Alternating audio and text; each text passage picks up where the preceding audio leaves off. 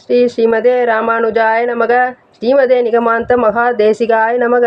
ஸ்ரீ பெருந்தேவி தாயார் சமேத ஸ்ரீ தேவராஜ சுவாமி திருவடிகளுக்கு நமஸ்காரம். ஸ்ரீ பாகவத உத்தமர்களுக்கு நமஸ்காரம். இன்று மார்கழி மாதத்தின் 8வது பாசுரமான கீழ்வானம் வெள்ளென்று என்ற பாசுரத்தை பற்றி சேவிப்போம்.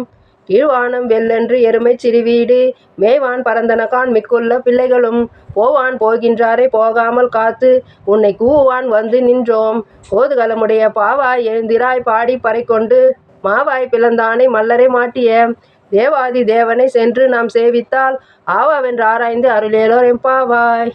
இப்பாசுரத்தில் விளக்க உரையாக கீழ்வானத்தில் சூரிய பகவான் எழுந்து சொல்லென்று வெளிச்சம் தருகிறார். எருமைகள் எல்லாம் காலையில் விழுகின்ற பனிப்புல் நுனிப்புல்லை மேய்வதற்காக சென்று விட்டன. இன்னும் நீ விழித்தில்லாமல் இருக்கிறாயே, எழுந்திராய் என்று ஆண்டாள் அவர்கள் கோபிகளை எழுப்புவதாக இப்பாசுரம் அமைய பெற்றுள்ளது. போகின்றவர்கள் எல்லாம் நிறுத்தி வைத்து உன்னை வந்து கூப்பிடுவதற்காக வந்து நின்றோம். கோதுகலமுடைய பாவாய், கிருஷ்ணனுக்கு குதூகலத்தை அளிக்கக்கூடிய பாவாய், உன்னை வந்து எழுப்புவதற்காக நாங்கள் அனைவரும் உன் வீட்டின் வாசலில் வந்து நிற்கின்றோம்.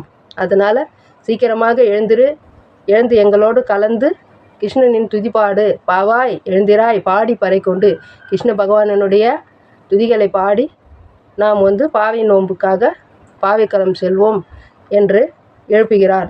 அவ்வாறு எழுப்பும்போது மாவாய் பிளந்தானை மல்லரை மாட்டிய அப்படின்னா கேசி என்ற குதிரை வாயை பிளந்த கிருஷ்ண பகவானையும் கம்சனுக்கு முன் வந்த விஷ்டிகாசுரன் பகாசுரன் ஆகியோர்களை மாய்த்த மல்லர்களை மாற்றிய கிருஷ்ண பகவானின் துதிகளை பாடி பறைக்கொண்டு நாம் செல்வோம் வாரும் அப்படின்னு என்று எழுப்புகிறார். அவ்வாறு தேவாதி தேவனை சென்று நாம் சேவித்தால் ஆவாவென்று ஆராய்ந்து அருளேலோர் எம்பாவாய். அப்படிப்பட்ட தேவர்களுக்கெல்லாம் தலைவனான தேவாதி தேவனை நாம் சென்று சேவிக்கும் போன்று, ஆகா நம்ம எல்லாம் சேவிப்பதற்காக வந்து விட்டார்களா, நாம் சென்று சேவிக்க வேண்டுமே அப்படி என்று ஆஹா ஆஹா என்று 2 முறை வியப்பு எய்தி கிருஷ்ண பகவான் ஆவாவென்று ஆராய்ந்து அருளேலோர் எம்பாவாய் என்று நினைத்து கொண்டு ஆச்சரியமாக நம்ம எல்லாம் அருள் புரிவார் என்று கூறுகிறார் ஸ்ரீ ஆண்டாள் நாச்சியார் அவர்கள். இங்கு தேவாதி தேவனே என்று சொல்லும்போது அந்த காஞ்சிபுரத்தில் இருக்கும் தேவபெருமாளை பற்றிய குறிப்பிடுவதாக நாம் எடுத்துக்கொள்ளலாம்.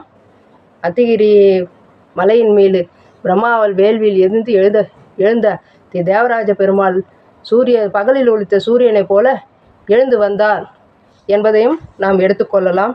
அத்திகிரி அருளாள பெருமாள் வந்தார், ஆனைப்பரி தேரின் மேல் அழகர் வந்தார், கச்சிதனில் கண் கொடுக்கும் பெருமாள் வந்தார், கருத வரம் தரும் தெய்வ பெருமாள் வந்தார், முத்திமழை பொழியும் முகில் வண்ணன் வந்தார், மூலமென ஓலமிட வந்தார், உத்திர வேதிக்குள்ளே உதித்தார் வந்தார், உம்பத்தோழும் கழலுடையார் வந்தார் தாமே என்று காஞ்சிபுரத்தில் வீற்றிருக்கக்கூடிய தேவராஜ பெருமாள் முன்னதாக வேள்வியில் தோன்றியதாகவும் ஸ்ரீ பெருந்தேவி தாயாரை எழுப்புவதாகவும் நினைத்து கொண்டு நாம் 2ஆம் உட்கருத்தாக நினைவில் வைத்துக்கொண்டு இப்பாசுரத்தை சேவிக்கலாம். பாசுரமான நாளை நாங்காய் எழுந்திராய் என்று எழுப்புவதை நாளை பார்ப்போம்.